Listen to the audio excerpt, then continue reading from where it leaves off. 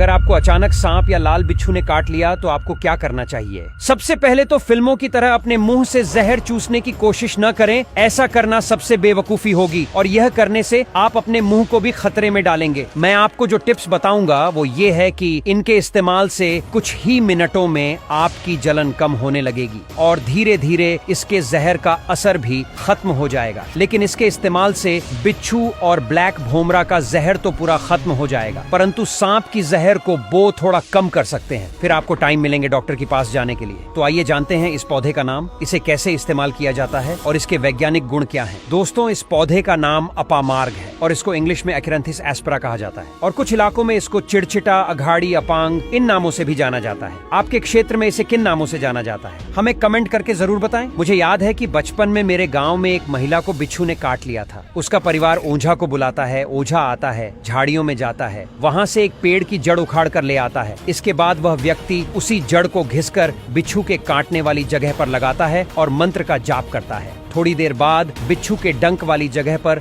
दर्द काफी हद तक कम हो गया था। अब मुझे पता चला कि बाबा के मंत्र में कोई चमत्कार नहीं है, सारे चमत्कार अपामार्ग की जड़ पर आधारित हैं, क्योंकि इसकी जड्डी डीएच में लिडोकेन नमक एक केमिकल पाए जाते हैं जो अभी के टाइम का साइंस लोकल एनेस्थीसिया में इस्तेमाल करते हैं। आइए अब जानते हैं कि इस जड़ का उपयोग किन किन बीमारियों में इस्तेमाल किया जाता है। इसकी सूखी पत्तियां अमेरिका, लंदन जैसे विदेशों में बहुत महंगे दामों पर बिकती हैं, जबकि यह पौधा हमारे आसपास होता है और हम इसका उपयोग नहीं करते। इसके औषधीय गुणों का विवरण हमें अथर्ववेद में भी मिलता है, जहां इसे खांसी, स्किन की खुजली, पेट के रोग, जहर की नाशक आदि बताया गया है। पुराने समय में कई गांवों में जब किसी को दांत में दर्द या मुंह में छाले हो जाते थे तो वे इसकी टहनियों को चबाते थे, जिसके इस्तेमाल से दांत दर्द या मुंह के छालों में काफी राहत देखने को मिलती थी। इसके अलावा अगर आपके दांतों में दर्द हो रहा है तो इसके पत्तों का रस निकालकर उसमें रुई डुबोकर अपने दांतों के बीच दबाएं। देखना, दांत का दर्द मिनटों में छूमंतर हो जाएगा। अगर आपके दांतों में कीड़े लगे हुए हैं तो वो कीड़े मर जाएंगे। अगर आपके मुंह में छाले हो जाते हैं तो इसके पत्तों का काढ़ा बनाकर उससे गरारे करें, आपको माउथ अल्सर से भी राहत मिलेगी। अगर किसी को फोड़े, फूंसी या किसी भी तरह की स्किन बीमारी है तो आप यहाँ इसकी पत्तियों के रस को पीसकर लगा सकते हैं।